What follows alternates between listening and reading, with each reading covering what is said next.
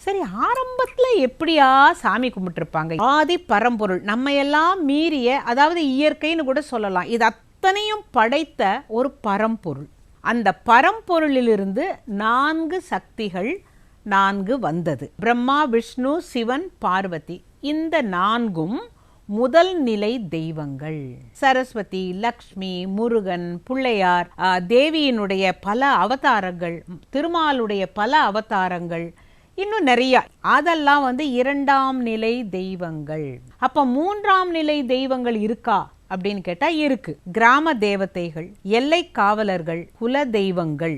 இது எப்படிங்க அப்படின்னு கேட்டா மனிதனால் ஏற்றுக்கொள்ளப்பட்டதுனால இது 3ஆம் நிலை. அதுக்கும் அடுத்தது ஒன்று இருக்கு, 4ஆம் நிலை தெய்வங்கள். எப்படின்னு கேட்டா மனிதர்களாக நம்மளோட பிறந்து நம்மளோடு வாழ்ந்து நம் கண் முன்னாலேயே தெய்வ நிலையை அடைந்தவர்கள்.